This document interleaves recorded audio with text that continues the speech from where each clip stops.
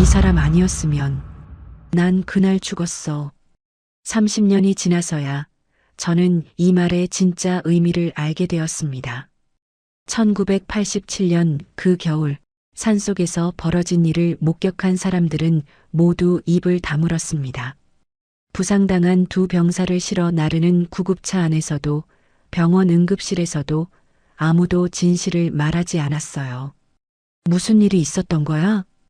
그냥 실수였다고 하던데. 하지만 실수가 아니었습니다. 한 평범한 신병이 목숨을 걸고 선임을 구한 그 순간, 그리고 그 일을 덮으려는 사람들의 음모, 30년간 아무도 모르게 묻혀있던 진실이 있었어요. 왜 그 신병은 자신의 어깨가 빠지는 것도 개의치 않고 나를 구했을까요? 그리고 왜 그 진실은 30년간 숨겨져야 했을까요? 더 충격적인 건 그 신병이 마지막 순간까지 찾고 있던 사람이 바로 저였다는 사실입니다. 이 놀라운 진실이 궁금하시다면 구독과 좋아요 부탁드리고요. 평범한 사람들 속에 숨겨진 특별한 이야기를 들려드립니다. 알림도 꼭 설정해 주세요. 자, 그럼 이제 시간을 되돌려서 진짜 이야기를 들려드리겠습니다. 1987년 겨울, 경기도 어느 산골의 사단 부대였습니다. 그 시절 군대는 지금과 달랐습니다. 내무반은 20명이 빽빽이 들어찬 긴 방이었고, 난방은 가운데 놓인 기름난로 하나가 전부였습니다. 겨울이면 병 모서리는 성에가 끼고, 새벽에 일어나면 물병이 얼어있기 일쑤였죠. 화장실은 건물 끝에 따로 있어서 밤에 볼일을 보려면 추위를 무릅쓰고 나가야 했습니다. 나는 박철수, 22살에 입대해서 벌써 1년 반을 넘긴 선임병이었습니다. 별 탈 없이 조용히 군 생활을 마치고 싶었어요. 말썽도 부리지 않고 앞에 나서지도 않고 그냥 흘러가는 대로 지내는 게 목표였습니다. 시골에서 농사를 짓던 부모님은 아들이 군대에서 무사히 지내기만을 바랐어요. 한 달에 한 번씩 오는 편지에는 항상 같은 내용이 적혀 있었습니다. 몸 조심하고 사고 치지 말고 빨리 제대해라. 저도 그게 최선이라고 생각했습니다. 눈에 띄지 않게 조용히 시간만 채우면 되는 거라고요. 박철수, 예. 최 중사가 부르는 소리에 벌떡 일어났습니다. 최 중사는 40대 초반의 직업군인으로 표정이 늘 굳어 있었어요. 웃는 모습을 본 적이 거의 없었죠. 신병 하나 들어온다. 내가 챙겨라. 알겠습니다. 제대로 가르쳐. 사고라도 나면 너도 가만 안 둔다. 예, 중사님. 며칠 뒤 송영만이라는 신병이 우리 내무반에 배치됐습니다. 첫인상부터 남달랐어요. 대부분의 신병들은 들어오자마자 어리둥절해하거나 겁에 질려 있기 마련인데 영만은 달랐습니다. 차분하게 주변을 둘러보고 침상 배치를 확인하고 개인 정비함 위치를 파악했어요. 마치 이미 군대 경험이 있는 사람처럼 말이죠. 영만은 말수가 적었습니다. 인사를 시켜도 고개만 까딱하고 밥을 먹을 때도 혼자 구석에 앉아 조용히 떠넘겼어요. 나이는 20살이라고 했는데 왠지 나보다 어른스러워 보였습니다. 송영만. 예. 군장 정리법 알려줄게. 이리 와봐. 처음 며칠간 영만에게 기본적인 것들을 알려줬습니다. 군장 싸는 법, 총기 손질하는 법, 구보 대열 맞추는 법. 영만은 한 번 들으면 바로 따라했어요. 똑똑한 녀석이었습니다. 그런데 더 놀라운 건 영만이 가르쳐준 것보다 더 정확하게 해내는 경우가 많았다는 거예요. 총기 분해 조립 같은 경우 제가 설명하기도 전에 이미 순서를 알고 있는 것 같았거든요. 너 전에 해본 적 있어? 아니요. 처음입니다. 그런데 손놀림은 처음 하는 사람 같지 않았어요. 너무 자연스러웠거든요. 신기한 건 영만이 나를 바라보는 눈빛이었어요. 뭔가 고마워하는 것 같으면서도 동시에 미안해하는 것 같았습니다. 신병이 선임한테 뭘 미안해하나 싶었지만 깊이 생각하지는 않았어요. 그냥 성격이 그런가 보다 했죠. 일주일쯤 지났을 때였습니다. 새벽 점호 후 아침 식사를 하는데 영만이 밥을 거의 안 먹더라고요. 김치 몇 개만 집어먹고 수저를 놨습니다. 그것도 이틀째였어요. 왜 안 먹어? 배가 안 고파서요. 거짓말인 게 뻔했습니다. 신병 때는 밥이 유일한 낙인데 안 먹을 리가 없잖아요. 뭔가 속상한 일이 있나 보다 했습니다. 나중에 알고 보니 영만이 다른 선임들한테 자주 갈굼을 당하고 있었어요. 특별히 잘못한 건 없었는데도 그냥 신병이라는 이유로 말이죠. 그 시절엔 그런 게 당연하다고 여겨졌으니까요. 송영만, 너 어디 출신이야? 서울입니다. 서울 어디? 강남구요. 서울에서도 잘 사는 동네 출신이었어요. 그런데 왜 이렇게 조용하고 얌전할까 싶었습니다. 보통 그런 동네 애들은 좀 까불거나 자신감이 넘치기 마련인데요. 그날 저녁 점호 후 자유시간에 영만을 불렀어요. 송영만, 이리 와봐. 개인 정비함에서 사탕 몇 개를 꺼내서 건네줬습니다. 부모님이 면회 왔을 때 사가지고 온 것들이었어요. 먹어.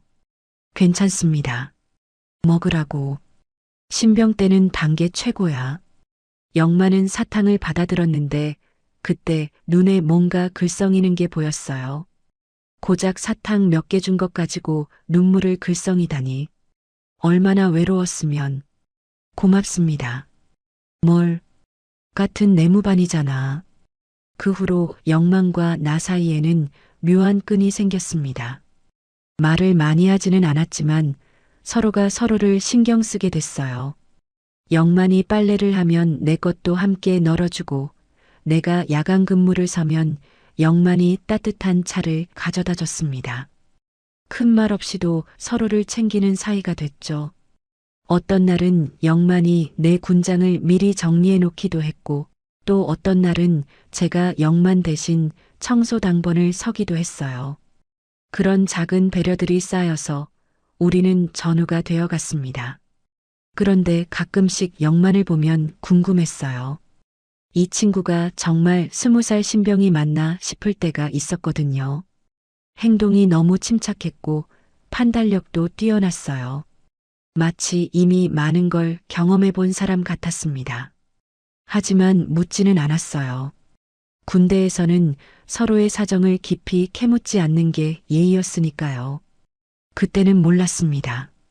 영만이 나를 바라보는 그 특별한 눈빛의 이유를, 그리고 앞으로 벌어질 일들을 말이에요. 그의 겨울은 유난히 추웠습니다. 12월 들어서면서 기온이 영하 15도까지 떨어졌고 눈이 계속 내려서 부대 주변 산들이 온통 하얀 담요를 뒤집어 쓴 것 같았어요. 그런 날씨에도 훈련은 계속됐습니다. 내일 산악행군 나간다. 최 중사가 공지를 했을 때 내무반 분위기가 싸해졌어요. 겨울 산악행군은 정말 힘들었거든요. 차가운 공기에 폐가 아프고 군장은 무겁고 발은 미끄러지기 일쑤였죠. 완전 군장이다. 개인 장비 빠뜨리는 놈 있으면 가만 안 둔다. 예, 중사님. 그날 저녁 모두들 개인 장비를 점검했습니다. 군장, 침낭, 개인화기, 탄약, 취사도구까지. 하나라도 빼먹으면 산에서 큰일 날 수 있으니까요. 영만도 자기 침상에 앉아서 군장을 정리하고 있었어요. 그런데 뭔가 이상했습니다. 자꾸 군장 버클 부분을 만지작거리고 있더라고요. 뭐 문제 있어? 아니에요. 영만은 고개를 저었지만 표정이 어두웠어요. 저도 가까이 가서 봤더니 군장 어깨끈을 조이는 버클 하나가 금이 가 있었습니다. 야, 이거 위험한데? 괜찮을 것 같은데요. 괜찮을 게 뭐야? 무거운 거 담고 산 올라가다가 끊어지면 어쩌려고? 하지만 신품으로 교체받으려면 며칠이 걸렸고 내일 당장 산악행군을 나가야 했어요. 영만도 그걸 알고 있어서 말을 못하는 것 같았습니다. 잠깐. 저는 제 개인 정비함에서 끈 하나를 꺼냈어요. 예비용으로 가지고 있던 낙하산 끈이었습니다. 이걸로 보강해봐. 이런 것까지. 됐고, 이리 내봐. 영만의 군장을 받아서 끈으로 단단히 묶었습니다. 버클이 끊어져도 끈이 받쳐줄 수 있도록 말이죠. 완벽한 해결책은 아니었지만 하루 이틀 버틸 수는 있을 것 같았어요. 고맙습니다. 영만이 진심으로 고마워하는 표정을 지었습니다. 그런데 왠지 그 눈빛에는 고마움보다 더 복잡한 감정이 있는 것 같았어요. 다음 날 새벽 5시 기상 나팔과 함께 하루가 시작됐습니다. 기상 10분 안에 집합. 추위 때문에 모두들 부르르 떨면서 군장을 메고 밖으로 나왔어요. 입에서 나오는 입김이 하얀 김으로 피어올랐습니다. 오늘 목표는 3고지다. 점심시간까지 도달해야 한다. 최 중사가 지도를 펼쳐놓고 설명했습니다. 3고지까지는 약 7km, 고도차 500m 정도였어요. 평소 같으면 어려운 코스가 아니었는데 눈이 쌓인 상황에서는 2배로 힘들어집니다. 출발. 대열을 맞춰서 부대를 떠났습니다. 처음에는 포장도로였지만 10분쯤 지나니까 산길로 접어들었어요. 눈이 발목까지 푹푹 빠지는 곳도 있었고 얼음이 얇게 엉 곳은 미끄러워서 조심조심 걸어야 했습니다. 영만은 제 뒤에서 묵묵히 따라왔어요. 가끔 뒤를 돌아보면 씩씩하게 걷고 있는 것 같았습니다. 다행히 군장도 문제없이 메고 있더라고요. 1시간쯤 걸었을 때였습니다. 잠깐 휴식. 최 중사가 손을 들어 대열을 멈췄습니다. 모두들 길가에 주저앉아서 물을 마시고 담배 한 대씩 피웠어요. 저도 영만 옆에 앉아서 물통을 꺼냈습니다. 어때? 괜찮아? 네, 괜찮습니다. 영만은 멀쩡해 보였지만 자꾸 어깨 부분을 만지작거렸어요. 아무래도 임시로 고친 군장이 신경 쓰이는 것 같았습니다. 조금만 더 참아. 점심 먹고 나서 제대로 고쳐주마. 감사합니다. 휴식이 끝나고 다시 출발했습니다. 이제부터가 본격적인 오르막이었어요. 경사가 가팔라지면서 숨도 가빠지고 다리도 무거워졌습니다. 그런데 문제가 생겼습니다. 1시간 정도 더 올라가니까 정말 가파른 구간이 나왔어요. 거의 45도 경사에 눈 때문에 발판도 불안정했습니다. 로프를 잡고 올라가야 하는 정도였죠. 조심해서 올라가라. 한 명씩. 앞 사람이 올라가고 그 다음 사람이 올라가고 순서대로 천천히 올라갔어요. 제가 먼저 올라가고 영만이 그 다음이었습니다. 송영만, 천천히 와. 예. 영만이 로프를 잡고 올라오기 시작했어요. 처음에는 별 문제 없이 오는 것 같았습니다. 그런데 중간쯤 왔을 때였어요. 탁! 뭔가 끊어지는 소리가 들렸습니다. 영만의 군장에서 무언가 떨어져 나갔어요. 버클이었습니다. 결국 견디지 못하고 부러진 거였죠. 갑자기 무게 중심이 뒤로 쏠리면서 영만의 몸이 뒤로 기울기 시작했습니다. 한 손으로는 로프를 잡고 있었지만 무거운 군장이 뒤로 당기니까 균형을 잡을 수가 없었어요. 아! 영만이 짧게 소리를 질렀습니다. 로프를 놓칠 것 같았어요. 그 순간 저는 생각할 새도 없이 몸을 앞으로 던졌습니다. 영만의 군장끈을 움켜잡았어요. 동시에 제 다른 손으로는 바위를 붙잡고 온 힘을 다해서 영만을 끌어당겼습니다.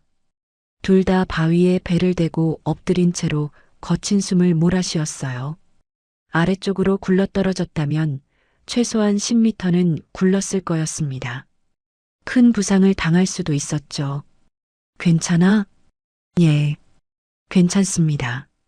그런데 영만의 목소리가 떨리고 있었어요. 무서웠을 거예요. 저도 무서웠으니까. 야, 송영만, 박철수, 뭐 하는 거야? 아래쪽에서 최 중사가 소리쳤습니다. 군장이 고장났습니다. 올라와. 다행히 영만은 군장을 버리지 않고도 올라올 수 있었어요. 제가 영만의 군장을 같이 들어 올렸거든요. 무겁긴 했지만 버릴 수는 없었으니까. 정상에 도착해서 군장을 다시 제대로 고쳐줬습니다. 예비끈과 철사로 단단히 묶어서 앞으로는 문제 없을 것 같았어요.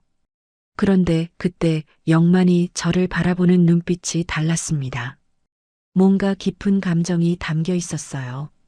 단순한 고마움이 아니라 더 진지하고 무거운 감정 같았습니다. 정말 고맙습니다. 뭘 같은 부대 아니야. 아니에요. 정말 영만이 말을 끝맺지 못했어요. 하지만 그 표정에서 이 친구가 방금 일을 단순한 실수로 여기지 않는다는 걸 느꼈습니다. 점심을 먹고 다시 부대로 돌아오는 길에 영만은 계속 조용했어요. 평소보다 더 말이 없었죠. 뭔가 생각에 잠긴 것 같았습니다. 그날 밤 취침 시간이 되어서 모두들 잠자리에 들었는데 영만이 제 침상으로 조용히 왔어요. 박철수 선임. 응? 오늘 정말 고마웠습니다. 그런 소리 또 하면 뭘로 때릴 거야? 영만이 작게 웃었어요. 그런데 그 웃음 뒤에도 뭔가 진지한 감정이 숨어 있는 것 같았습니다. 선임은 왜 저를 도와주시는 거예요? 갑작스러운 질문이었어요. 왜긴 왜야? 같은 내무반이고 전우잖아. 전우. 영만이 그 말을 되뇌었습니다. 마치 처음 들어보는 단어인 것처럼. 영만아. 예. 너도 나한테 뭔가 있으면 도와줄 거지? 네. 당연히요. 그때 영만의 대답은 너무 진지했어요. 농담조로 한 질문이었는데 영만은 정말 진심으로 대답했거든요. 나중에야 알게 됐지만 그날이 영만의 마음에 무언가 깊은 각인을 남긴 날이었습니다. 제가 그저 당연한 일을 했다고 생각했던 그 순간이 영만에게는 평생 잊지 못할 은혜가 되었던 거예요. 그리고 그 은혜가 훗날 제 목숨을 구하는 원동력이 되었다는 걸 그때는 꿈에도 몰랐습니다. 산악행군 이후로 영만과 저 사이의 관계는 미묘하게 변했습니다. 겉으로 보기에는 별다를 게 없었어요. 여전히 영만은 말수가 적었고 저도 큰 소리치는 타입이 아니었으니까요. 하지만 서로를 대하는 방식에서 뭔가 달라진 게 있었습니다. 특히 영만이 저를 바라보는 눈빛이 달랐어요.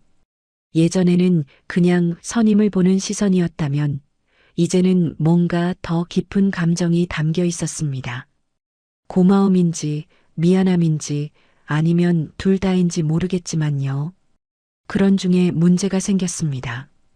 우리 내무반에는 김상철과 이진우라는 이등병 2명이 있었어요. 둘 다 영만보다 몇 개월 먼저 입대한 선임이었는데 성격이 그리 좋지 않았습니다. 특히 김상철은 후임들한테 꽤 까칠했어요. 자기보다 늦게 들어온 신병들을 유독 괴롭히는 버릇이 있었죠. 야, 송영만.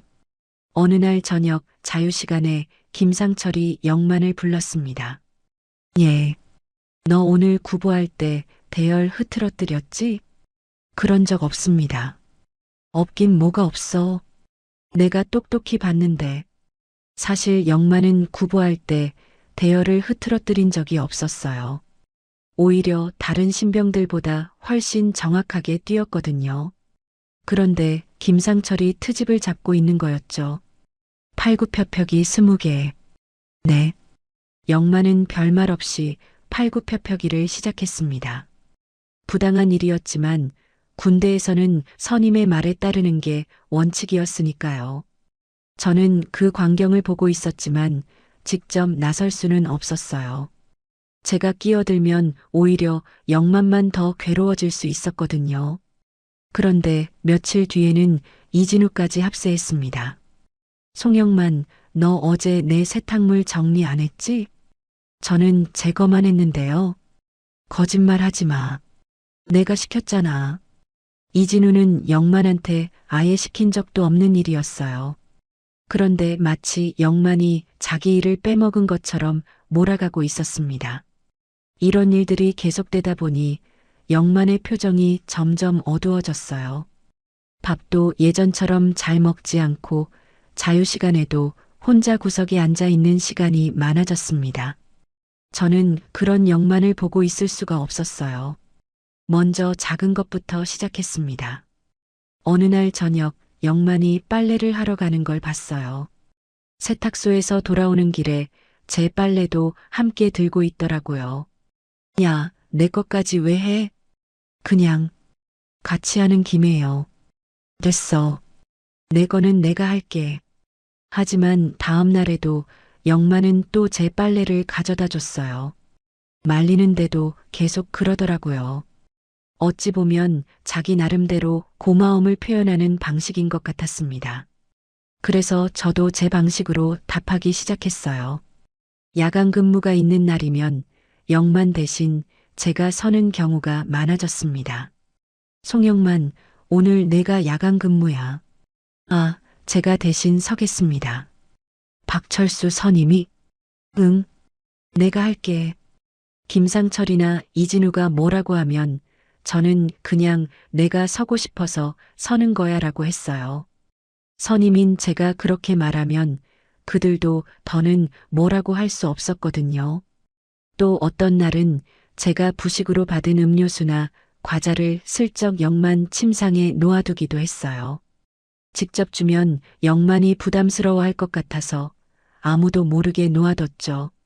처음에는 영만이 누가 놓았는지 몰랐어요. 하지만 며칠 지나니까 알더라고요. 선임. 뭘 선임. 나도 안 먹는 거 그냥 놓은 거야. 고맙습니다. 그런 말하지 마라. 하지만 영만의 표정은 밝아졌어요. 누군가 자기를 챙겨준다는 게 얼마나 큰 위안이 되는지 아는 것 같았습니다. 가장 기억에 남는 날은 겨울 한복판의 어느 밤이었어요. 그날은 특히 추웠습니다. 기름난로를 떼어도 내무방 곳곳에서 찬바람이 들어왔고 모두들 이불을 뒤집어 쓰고 자려고 했어요. 그런데 새벽 3시쯤 갑자기 난로가 꺼졌습니다. 기름이 떨어진 거였죠. 보급품 창고에서 기름통을 가져와야 했는데 그 시간에 나가는 건 규정 위반이었어요. 하지만 기름을 넣지 않으면 모두가 추위에 떨며 새벽을 보내야 했습니다. 저는 가만히 일어나서 옷을 입었어요. 아무도 모르게 기름통을 가져오려고 했죠. 그런데 문을 나서려는 순간 뒤에서 따라오는 발소리가 들렸습니다. 영만이었어요. 뭐 하려고? 기름 가져오려고요. 혼자? 네. 저도 같이 가겠습니다. 안 돼. 둘이 같이 나가면 더 위험해. 그럼 선임이 혼자 가는 것도 위험하잖아요. 영만의 목소리에는 확신이 있었어요. 제가 뭐라고 해도 따라올 것 같은 느낌이었습니다. 결국 둘이 함께 나갔어요. 보급품 창고까지는 내무반에서 200m 정도 떨어진 곳이었는데 새벽 공기가 얼굴을 찌르듯 차갔습니다. 숨을 쉴 때마다 코 안이 얼어붙는 것 같았어요.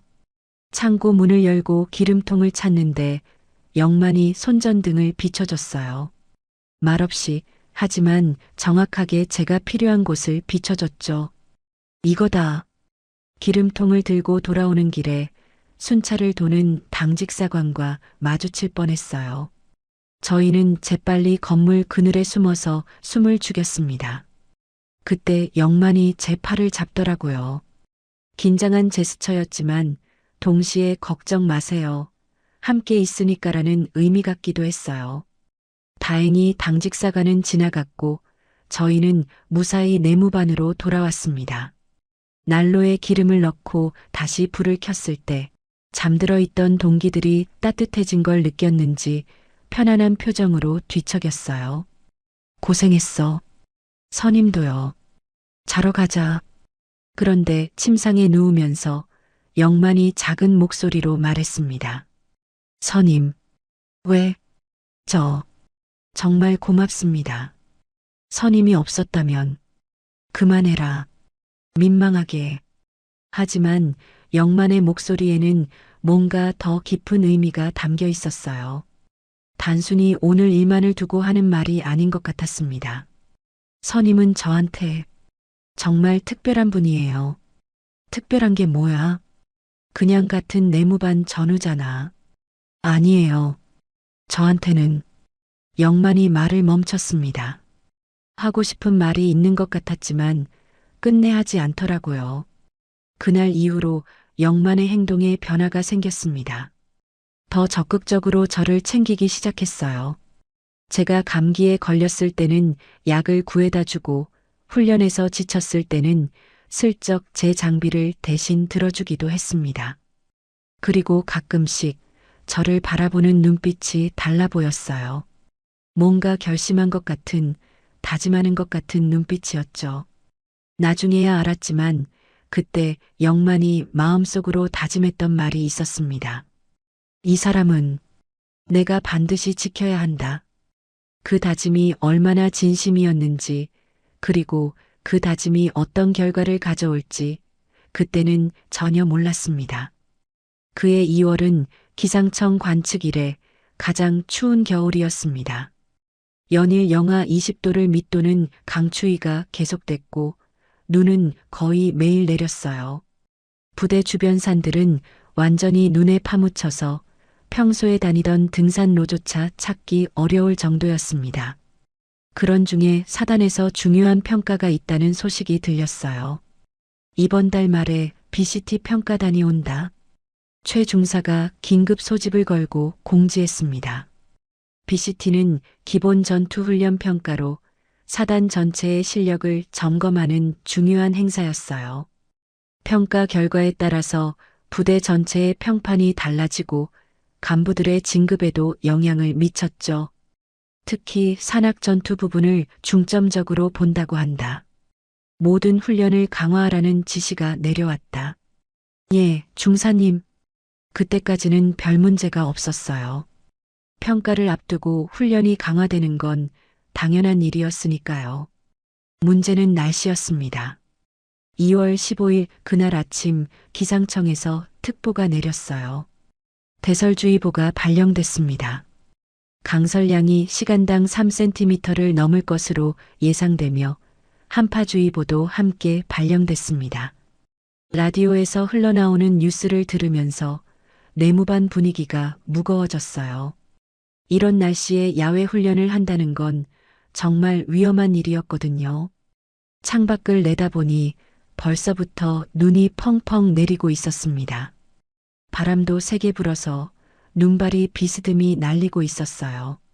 시야가 100m도 안 보일 정도였죠. 이런 날씨에 훈련을 할 수 있을까? 글쎄, 취소되겠지. 아무래도. 동기들끼리 수군거렸지만 다들 불안했어요.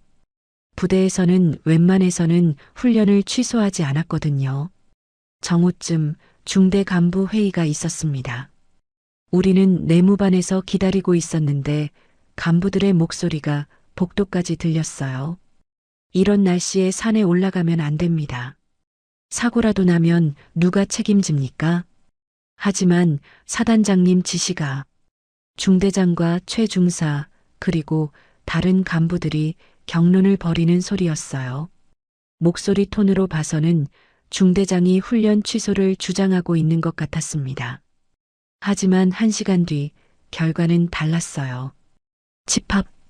최중사의 호각 소리에 모두들 밖으로 나갔습니다. 눈은 더 세게 내리고 있었고 바람 때문에 서 있기도 힘들 정도였어요. 오늘 예정된 산악 종합훈련 예정대로 실시한다. 동기들 사이에서 작은 탄식 소리가 흘러나왔어요. 사단장님께서 직접 지시하셨다. BCT 평가를 앞두고 있는 상황에서 날씨를 핑계로 훈련을 취소할 수는 없다는 말씀이다. 최 중사의 표정도 밝지 않았어요. 하지만 명령이니까 따를 수밖에 없었죠. 목표는 칠고지. 완전군장으로 이동해서 전술훈련 실시 후 귀대한다. 칠고지는 부대에서 가장 높고 험한 산이었어요. 평상시에도 오르기 힘든 곳인데 이런 날씨에 간다는 건 정말 위험한 일이었습니다. 출발 시간은 오후 2시. 준비 시작. 예, 중사님. 내무반으로 돌아와서 군장을 싸는데 모두들 말이 없었어요. 평소 같으면 투덜거리거나 농담이라도 했을 텐데 그날은 분위기가 심각했습니다. 이거 진짜 위험한 것 같은데. 그러게 말이야. 눈이 이렇게 오는데. 그래도 사단장님 명령이니까. 영만도 조용히 군장을 정리하고 있었어요. 그런데 평소와 다르게 표정이 굳어 있더라고요. 뭔가 걱정되는 게 있는 것 같았습니다. 영만아, 괜찮아? 네, 괜찮습니다. 하지만 목소리에 확신이 없었어요. 오후 2시 완전 군장을 하고 밖으로 나갔을 때 상황은 더 심각해졌습니다. 눈은 더 많이 내리고 있었고 바람은 더 세졌어요. 시야가 10m도 안 보일 정도였습니다. 이런 상황에서 산에 올라간다는 건 정말 무모한 일이었죠. 대열 정렬. 최 중사가 소리쳤지만 바람 소리 때문에 잘 들리지도 않았어요. 모두들 모자를 깊이 눌러 쓰고 목도리로 얼굴을 감싸고 있었습니다. 그때 중대장이 마지막으로 최 중사에게 뭔가 말했어요. 중사님, 정말 괜찮겠습니까? 사단장님 명령입니다. 해야죠. 혹시 사고라도 나면 조심히 하겠습니다. 하지만 최 중사도 불안해하는 게 표정에 드러났어요. 출발. 대열을 맞춰서 부대 정문을 나섰습니다. 차가운 바람이 얼굴을 때리고 눈 때문에 앞이 잘 보이지 않았어요. 걸어서 10분도 안 됐는데 벌써 몸이 얼어붙는 것 같았습니다. 손가락은 감각이 없어졌고 발가락도 시린했어요. 군장은 평소보다 더 무겁게 느껴졌고 숨쉬기도 힘들었습니다. 대열 흐트러지지 마. 최 중사가 계속 주의를 줬지만 눈 때문에 앞사람이 잘 보이지 않았어요. 간격을 좁혀서 걸어야 했는데 그러면 또 넘어질 위험이 있었죠. 영만은 제 바로 뒤에서 따라왔어요.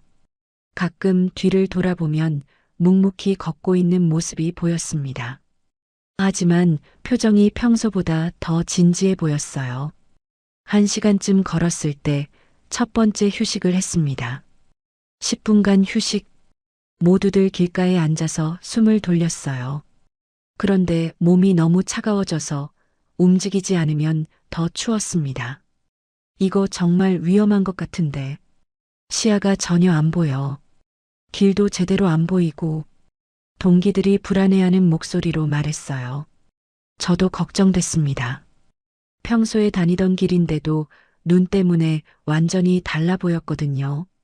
이런 상황에서 산 정상까지 올라간다는 건 정말 무모한 일 같았어요. 그런데 더 큰 문제는 앞으로 기다리고 있었습니다. 휴식 끝. 출발. 다시 걷기 시작했는데 점점 경사가 가팔라졌어요. 그리고 눈은 더 많이 쌓여 있었습니다. 무릎까지 빠지는 곳도 있었고 발을 디딜 때마다 미끄러졌어요. 조심해서 가라. 한 명씩. 가장 위험한 구간에 접어들었을 때 최 중사가 더욱 신경 쓰며 지시했습니다. 그곳은 경사가 심하고 아래쪽이 낭떠러지인 곳이었어요. 평상시에도 위험한데 눈과 얼음 때문에 더욱 위험해졌죠. 그때였습니다. 앞에서 걷던 한 동기가 미끄러져서 넘어졌어요. 다행히 큰 부상은 없었지만 모두들 긴장했습니다. 더 조심해. 하지만 상황은 점점 나빠지고 있었어요. 눈은 더 세게 내리고 바람은 더 강해졌습니다. 체감 온도는 영하 30도 아래로 떨어진 것 같았어요. 그리고 가장 위험한 순간이 다가오고 있었습니다. 영만이 저를 바라보는 눈빛에서 뭔가 결심한 것 같은 표정을 봤어요. 마치 무슨 일이 있어도 선임을 지키겠다는 의지 같은 것이었습니다. 그때는 몰랐어요. 그 결심이 곧 현실이 될 거라는 걸. 칠고지로 향하는 길은 점점 험해졌습니다. 출발한 지 3시간이 지났는데 아직 절반도 못 올라간 것 같았어요. 눈은 계속 내리고 있었고 바람은 더 세져서 앞이 거의 보이지 않았습니다. 잠깐 휴식. 최 중사가 손을 들어 대열을 세웠어요. 모두들 지쳐서 거의 비틀거리고 있었습니다. 입김이 하얗게 나오고 눈썹과 콧수염에는 얼음이 얼어붙어 있었어요. 물 마시고 10분 후 출발한다. 저는 물통을 꺼냈는데 물이 반쯤 얼어 있더라고요. 그만큼 추웠다는 뜻이었습니다. 영만도 제 옆에 앉아서 물을 마시고 있었어요. 그런데 계속 제 쪽을 신경 쓰며 보더라고요. 선임 괜찮으세요? 응, 괜찮아. 너는? 저는 괜찮습니다. 하지만 영만의 표정은 괜찮아 보이지 않았어요. 뭔가 걱정하고 있는 것 같았습니다. 앞으로 얼마나 더 가야 하나? 1시간 반 정도? 이 날씨에 정말 갈 수 있을까? 동기들이 불안해하는 목소리로 중얼거렸어요. 저도 솔직히 걱정됐습니다. 날씨는 계속 나빠지고 있었고 모두들 체력이 떨어지고 있었거든요. 휴식 끝. 출발. 다시 걷기 시작했는데 이제부터가 진짜 험한 구간이었어요. 길이 점점 가팔라지고 양쪽으로는 나무들이 빽빽하게 들어서 있었습니다. 그런데 문제는 눈 아래 땅이었어요. 낮에 녹았다가 밤에 얼어서 눈 밑에 얇은 얼음층이 있었거든요. 조심해서 가라. 미끄러우니까 천천히. 최 중사가 계속 주의를 줬지만 이미 몇 명이 넘어졌어요. 다행히 큰 부상은 없었지만 모두들 긴장하고 있었습니다. 가장 위험한 구간에 도착했을 때였어요. 그곳은 경사가 거의 40도 정도 되는 급경사였는데 폭이 좁아서 한 명씩 지나가야 했습니다. 오른쪽은 바위 절벽이고 왼쪽은 15m 아래로 떨어지는 낭떠러지였어요. 한 명씩 천천히. 앞 사람이 먼저 지나가고 그 다음 사람이 지나가고 순서대로 조심스럽게 건너갔어요. 제 차례가 됐을 때 최 중사가 특별히 주의를 줬습니다. 박철수, 특히 조심해. 발 디딜 곳 확인하고 가라. 예, 중사님. 저는 군장끈을 다시 한번 조이고 천천히 발을 내디뎠어요. 첫 걸음은 괜찮았습니다. 두 번째 걸음도 무사히 넘어갔어요. 그런데 세 번째 걸음을 내딛는 순간이었습니다. 발을 디딘 곳에 눈이 푹 꺼지면서 그 밑에 얼음층이 드러났어요. 매끄러운 얼음 위에 발이 헛디딘 거였죠. 순식간에 몸이 기울어졌습니다. 아! 균형을 잡으려고 했지만 이미 늦었어요. 몸이 왼쪽으로 기울어지면서 중력에 의해 아래쪽으로 미끄러지기 시작했습니다. 무거운 군장 때문에 몸을 가누기가 더 어려웠어요. 손으로 바위를 잡으려고 했지만 장갑 때문에 제대로 잡히지 않았습니다. 철수야. 뒤에서 영만이 제 이름을 부르는 소리가 들렸지만 저는 이미 경사 아래로 미끄러지고 있었어요. 5m쯤 미끄러진 순간 다행히 작은 나뭇가지에 손이 걸렸습니다. 간신히 매달릴 수 있었지만 상황은 절망적이었어요. 아래를 내려다보니까 10m 아래가 바위였거든요. 떨어지면 크게 다칠 게 뻔했습니다. 박철수. 위에서 최 중사가 소리쳤어요. 예, 여기 있습니다. 다쳤나? 아직은. 괜찮습니다. 하지만 괜찮지 않았어요. 나뭇가지가 너무 가늘어서 언제 부러질지 몰랐거든요. 그리고 손에 힘이 점점 빠지고 있었습니다. 위에서는 병사들이 웅성거리는 소리가 들렸어요. 어떻게 하지? 로프는? 로프로는 안 닿아. 누가 내려갈 수 있나?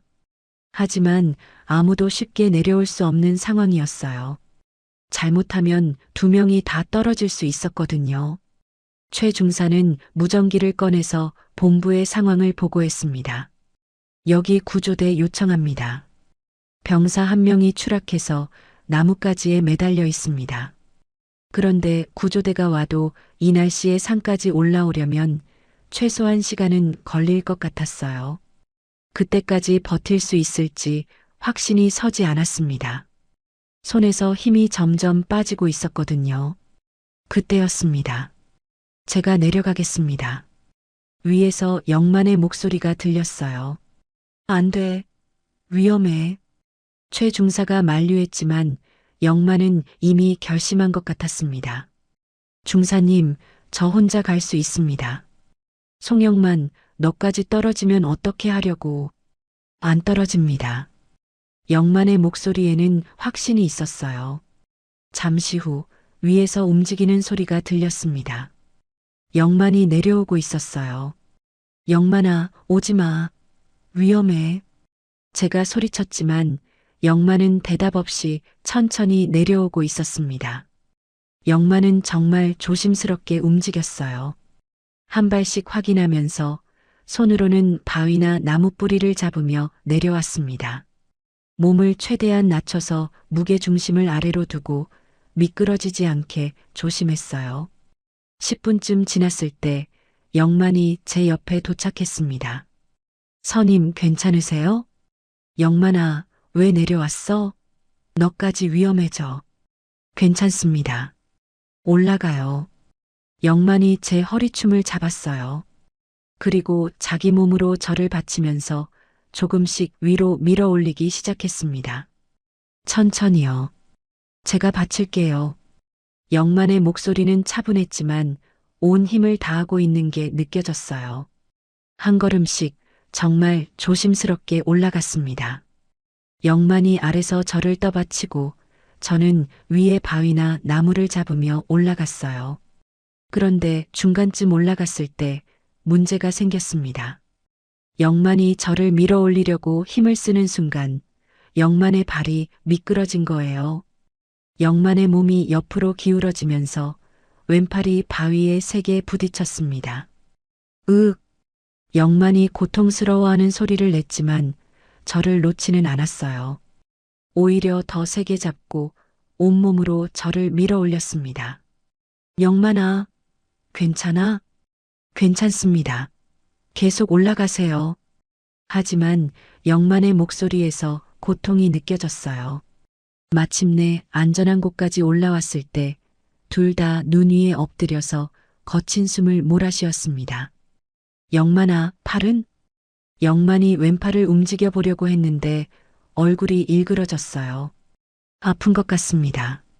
나중에 알고 보니 영만의 왼쪽 어깨 인대가 부분적으로 파열됐었어요. 저를 밀어 올리면서 무리한 힘을 쓴 거였죠. 괜찮나? 최 중사가 달려와서 영만의 상태를 확인했습니다. 병원에 가봐야겠다. 저는 괜찮습니다.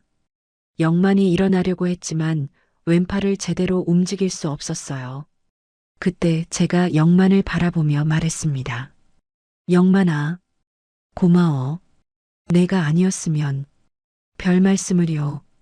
영만이 작게 웃었지만 그 미소 뒤에는 깊은 무언가가 있었어요. 그날의 일은 우리 둘 다에게 잊을 수 없는 기억이 되었습니다. 저에게는 목숨을 구해준 은혜로, 영만에게는 드디어 갚은 빚으로 말이죠. 하지만 그때는 몰랐어요. 이 일이 곧 영만의 인생을 완전히 바꿔놓을 거라는 걸. 구조 헬기가 도착한 건 사고가 난 지 2시간 뒤였습니다. 영만과 저는 부대 의무실에서 응급처치를 받고 곧바로 시내 병원으로 후송됐어요. 영만의 어깨 인대가 부분 파열됐고 저는 저체온증과 타박상을 입었습니다. 병원에서 하룻밤을 지내고 부대로 돌아왔을 때 분위기가 이상했어요. 평소 같으면 큰 사고가 났을 때는 동기들이 걱정도 하고 무슨 일이었는지 궁금해하기 마련인데 그날은 모두들 조용했습니다. 마치 무슨 일이 일어났는지 모르는 것처럼요. 영만아, 팔은 어때? 괜찮습니다. 영만은 왼팔을 삼각건으로 메고 있었지만 별말 없이 지냈어요. 하지만 표정이 어두웠습니다. 평소보다 더 말수가 적어졌죠. 며칠 뒤 이상한 일이 벌어졌습니다. 최 중사가 저를 따로 불렀어요. 박철수, 이리 와봐. 예, 중사님. 그날 산에서 일어난 일. 정확히 어떻게 된 거였지? 갑작스러운 질문이었어요. 제가 미끄러져서 떨어졌는데 송영만이 구해줬습니다. 그래. 최 중사가 뭔가 고민하는 표정을 지었어요. 그런데 말이야. 송영만이 왜 혼자 내려간 거지? 위험하다고 말렸는데도. 그게 저를 구하려고 명령도 안 했는데 혼자 행동한 거잖아. 최 중사의 말투가 조금씩 달라지고 있었어요. 하지만 저를 구해준 건데요. 그건 그렇지만 절차상 문제가 있었다는 말이야. 이해하지? 저는 뭔가 이상하다고 생각했지만 깊이 생각하지는 않았어요. 그런데 며칠 후 더 이상한 일이 벌어졌습니다. 영만이 갑자기 다른 부대로 전출된다는 소식이 들렸어요. 송영만? 왜? 규정 위반이래. 무슨 규정 위반? 잘 모르겠어. 위에서 결정된 일이라고 하던데. 동기들도 정확한 이유를 몰랐어요. 그냥 갑자기 전출 명령이 내려왔다는 것만 알 수 있었죠. 저는 영만을 찾아가서 물어봤습니다. 영만아, 정말 전출 가는 거야? 네, 그런 것 같습니다. 왜? 무슨 일이야? 영만은 잠시 말을 멈췄다가 대답했어요. 지시 불이행이라고 합니다. 지시 불이행? 그날 산에서 제가 임의로 행동했다는 거예요. 저는 화가 났습니다. 무슨 소리야? 내가 나를 구해준 건데. 선임, 괜찮습니다. 영만의 표정은 체념한 것 같았어요. 마치 이미 모든 걸 포기한 것처럼 보였습니다. 그날 밤 영만이 짐을 싸는 걸 도와주면서 더 자세한 이야기를 들었어요. 정확히 무슨 일인지 말해봐. 간부들이 회의를 했대요. 그날 사고에 대해서요. 그래서 사단장님이 훈련을 강행한 건 문제가 될 수 없으니까 다른 이유를 찾아야 했다는 거예요. 다른 이유? 저의 단독 행동을 문제 삼기로 했대요. 영만의 말을 듣고 있으니까 전체 그림이 보이기 시작했어요. 그날 폭설 속에서 무리하게 훈련을 강행한 건 사단장의 지시였습니다. 안전을 무시한 채 BCT 평가만 생각한 무리한 결정이었죠. 하지만 그걸 인정하면 사단장의 책임이 되니까 다른 핑계가 필요했던 거예요. 그래서 영만을 희생양으로 삼기로 한 거였습니다. 보고서에는 뭐라고 적혔는데? 병사의 부주의로 인한 미끄러짐 사고. 인근 병사가 즉시 구조 조치를 취했으나 해당 병사는 지휘관의 통제를 벗어난 단독 행동을 했음이라고 적혔대요. 말도 안 되는 내용이었어요. 영만이 목숨을 걸고 저를 구한 걸 단독 행동이라고 표현한 거였죠. 그래서 징계를 받는 거야? 전출 처분이요. 다른 부대에서 다시 시작하라고 합니다. 영만은 담담하게 말했지만 속으로는 얼마나 억울했을까요? 다음 날 아침 영만이 떠나는 날이었습니다. 새벽에 일어나서 영만을 배웅했어요. 트럭에 짐을 싣고 마지막 인사를 나눴습니다. 영만아, 미안해. 왜요? 내가 나를 구해줬는데 이런 일이 생겨서. 선임 잘못 아니에요. 영만이 작게 웃었지만 그 웃음이 씁쓸해 보였어요. 나중에 저녁하면 꼭 연락해. 네, 그럴게요. 하지만 그것이 영만과의 마지막 대화였습니다. 영만이 떠난 후 부대 분위기는 완전히 바뀌었어요. 그날의 사고에 대해서는 아무도 언급하지 않았습니다. 마치 처음부터 아무 일도 없었던 것처럼요. 최 중사도 평소와 다르지 않게 행동했고 다른 간부들도 마찬가지였어요.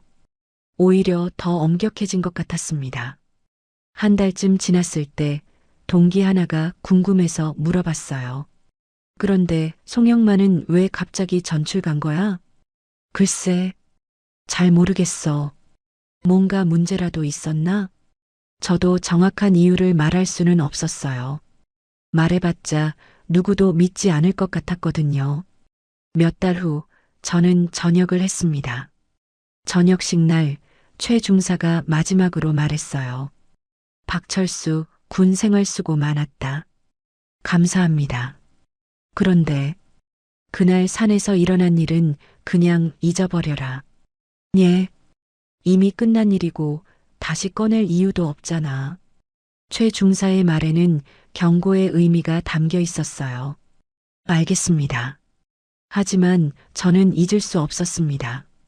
영만이 자신의 어깨를 다쳐가면서 저를 구해준 일을, 그리고 그 일로 인해 영만이 부당한 처분을 받은 일을 말이에요. 저녁 후에 영만을 찾으려고 했지만 쉽지 않았습니다. 연락처도 모르고 어느 부대로 전출됐는지도 몰랐거든요. 가끔씩 영만 생각이 났을 때마다 미안하고 고마운 마음이 들었어요. 하지만 시간이 지나면서 일상에 파묻혀 살게 됐죠. 그때는 몰랐습니다. 영만이 전출 후에 얼마나 힘든 시간을 보냈는지, 그리고 마지막 순간까지 저를 찾고 있었다는 걸 말이에요. 그 모든 진실을 알게 된 건 30년이 지나서였습니다. 전역 후 30년이 흘렀습니다. 저는 결혼해서 아이들을 키우고 작은 회사를 운영하며 평범하게 살고 있었어요. 가끔씩 영만이 생각날 때가 있었지만 시간이 지나면서 그 기억도 점점 희미해졌습니다. 그러던 어느 날이었어요. 2017년 가을 토요일 오후였습니다. 집에서 쉬고 있는데 핸드폰이 울렸어요. 여보세요? 혹시 박철수 선생님 맞으시죠? 낯선 여자 목소리였습니다. 네, 맞는데요. 저는 송영만의 딸입니다. 순간 머리가 멍해졌어요. 송영만.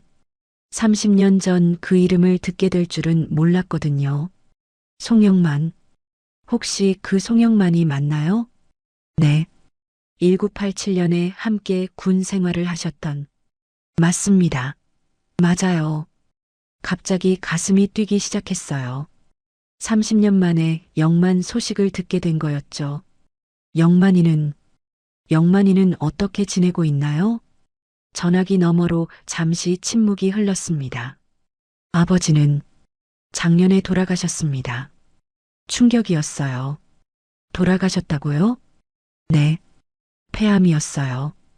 한참 동안 아무 말도 할 수 없었습니다. 영만을 다시 만날 수 있다는 기대를 하고 있었는데 그런 소식을 들으니까 허탈했어요. 그런데 제가 선생님을 찾고 있었어요. 아버지 유품 정리를 하다가 선생님 이야기가 나와서요. 제 이야기가요? 네. 아버지가 마지막까지 선생님을 찾으셨거든요. 찾았다고요? 한번 뵐 수 있을까요?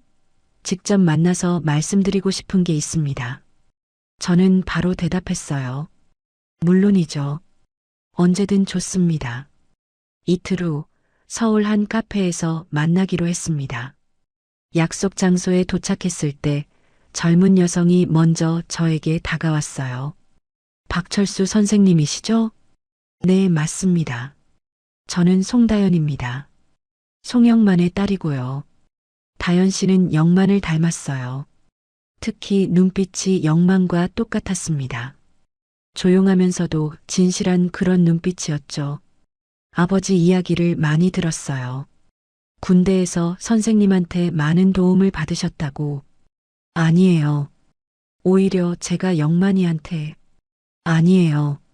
아버지가 항상 그러셨거든요. 박철수 선임은 자신의 은인이라고. 은인이라는 말을 듣고 가슴이 아팠어요.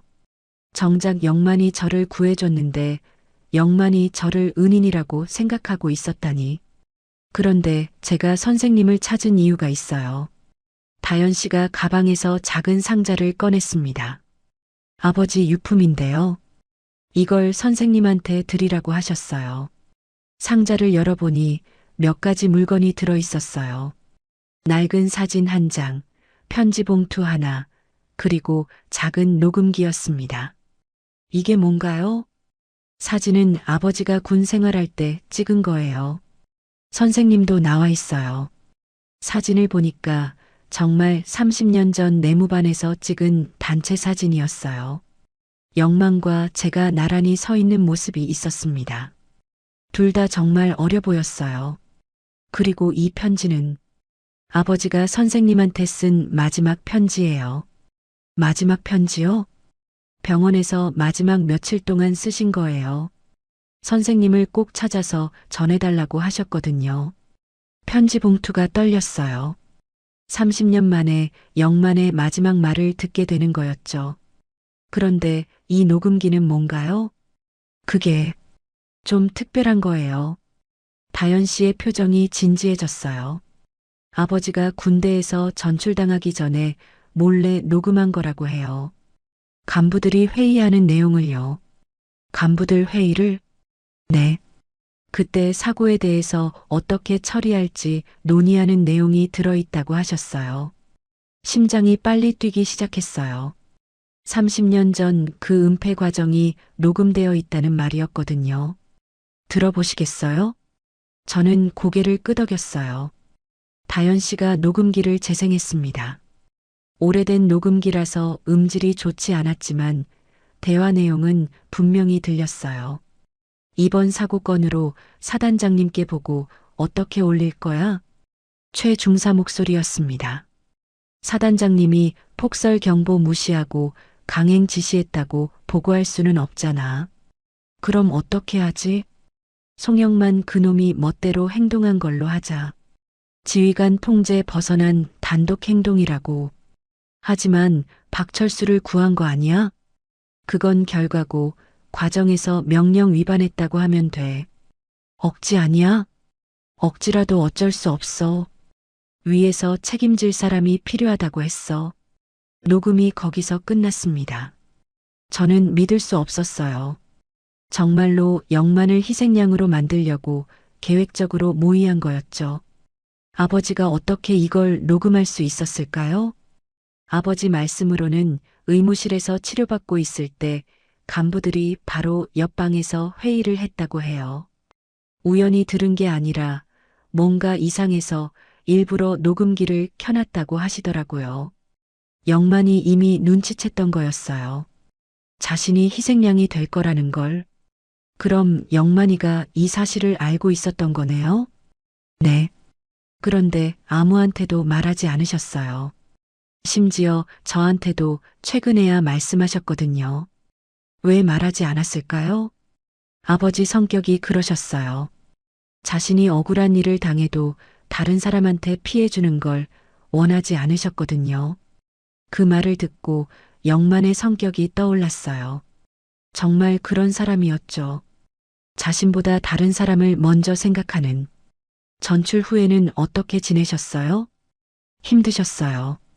전출간 부대에서도 문제 있는 사람 취급받으셨고 전역 후에도 취직이 잘 안 됐어요. 그 기록 때문에요. 가슴이 아팠어요. 그래도 열심히 사셨어요. 결혼해서 저를 낳으시고 공사장에서 일하시면서도 저 교육만큼은 포기하지 않으셨거든요. 영만이가 정말 고생 많이 했구나. 하지만 아버지는 후회하지 않으셨어요. 오히려 그날 선생님을 구한 걸 평생 자랑스러워 하셨거든요. 자랑스러워 했다고요? 네. 내가 평생 한 일 중에 가장 잘한 일이라고 하셨어요. 눈물이 나올 것 같았어요. 그래서 마지막까지 선생님을 찾으셨던 거예요. 고마운 마음을 전하고 싶어서. 제가 고마워해야 하는 건데. 편지를 읽어보세요. 아버지 마음이 다 담겨 있을 거예요. 다연 씨가 편지 봉투를 건네줬습니다. 30년 만에 받는 영만의 편지였어요. 봉투에는 떨리는 글씨로 박철수 선임에게라고 적혀 있었습니다. 그 순간 30년 동안 가슴 한구석에 있던 죄책감과 그리움이 모두 올라왔어요. 영만이 저를 찾고 있었을 때 저는 일상에 묻혀 영만을 잊고 살았던 거죠. 다연 씨, 네, 영만이한테 정말 미안해요. 선생님이 미안해할 일이 아니에요. 아버지가 선택한 일이었거든요. 하지만 미안했어요. 그리고 고마웠습니다. 30년이 지나서야 영만의 진심을 알게 된 게 편지를 읽을 준비가 됐을 때 다연 씨가 마지막으로 말했어요. 아버지가 마지막까지 하신 말씀이 있어요. 뭐라고 하셨는데요?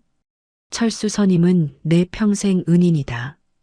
그분 덕분에 내가 사람다운 사람이 될 수 있었다고 하셨어요. 카페를 나와서 집으로 돌아오는 길, 저는 영만의 편지를 손에 꼭 쥐고 있었습니다. 30년 만에 받는 전우의 마지막 인사. 무슨 말이 적혀 있을까요? 어떤 마음으로 마지막 편지를 썼을까요? 집에 도착해서 조용한 방에 앉아 편지 봉투를 천천히 열었습니다. 편지지에는 떨리는 글씨로 이렇게 적혀 있었어요. 철수 선임에게 이 편지를 쓰는 지금 내 시간이 얼마 남지 않았다는 걸 알고 있습니다. 의사 선생님은 길어야 몇 주라고 하더군요. 30년 동안 선임을 찾고 싶었습니다. 고마운 마음을 전하고 싶었고 그때 일에 대해 사과하고 싶었거든요. 선임은 아직도 그날 일을 저 때문에 생긴 일이라고 생각하고 계실까요? 그렇다면 정말 잘못 생각하신 겁니다. 철수야, 그날 산에서 난 너를 구한 게 아니다. 내가 내게 먼저 베푼 마음을 나는 잊지 않았다. 기억하나요? 처음 내무반에 들어갔을 때, 모든 게 낯설고 무서웠을 때, 선임이 사탕을 주셨던 걸. 그때 저는 정말 외로웠거든요. 집에서 온 편지도 없었고, 면회 오는 사람도 없었어요. 그런데 선임이 저를 챙겨주셨죠. 말없이 따뜻하게. 군장이 고장났을 때도, 제가 다른 선임들한테 갈굼당할 때도, 새벽에 기름이 떨어졌을 때도, 항상 선임이 먼저 손을 내밀어 주셨어요. 저는 그때 결심했습니다. 언젠가 기회가 되면 이분을 꼭 지켜야겠다고. 그분이 저에게 베풀어 주신 마음을 돌려드려야겠다고. 그래서 그날 산에서 선임이 위험에 빠졌을 때 저는 조금도 망설이지 않았어요. 제가 할 수 있는 당연한 일이었거든요. 나를 살린 건 내가 먼저 보여준 따뜻함이었다. 전출을 당한 후에도 전역을 하고 나서도 저는 한 번도 후회하지 않았어요. 오히려 자랑스러웠습니다. 제가 평생 한 일 중에 가장 잘한 일이라고 생각했거든요. 다른 부대에서 힘들었던 시간도 사회에 나와서 어려웠던 시간도 모두 견딜 수 있었어요.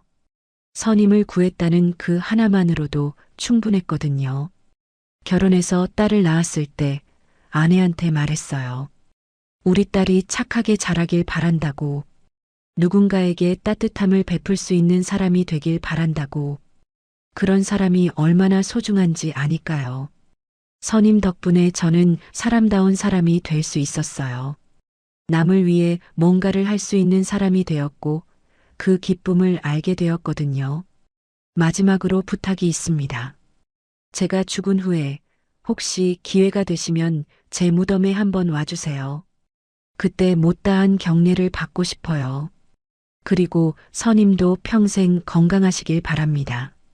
선임 같은 분이 오래오래 행복하게 사셔야 세상이 따뜻해질 수 있을 테니까요.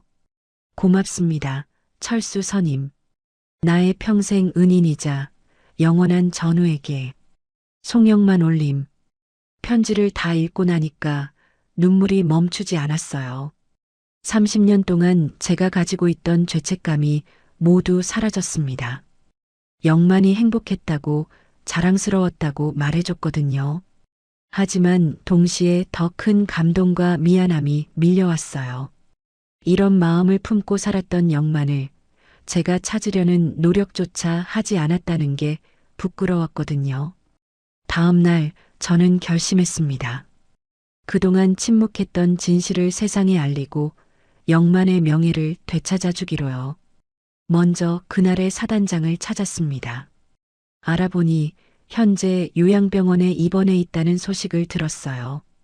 이미 80이 넘은 나이에 치매도 조금 있다고 했습니다.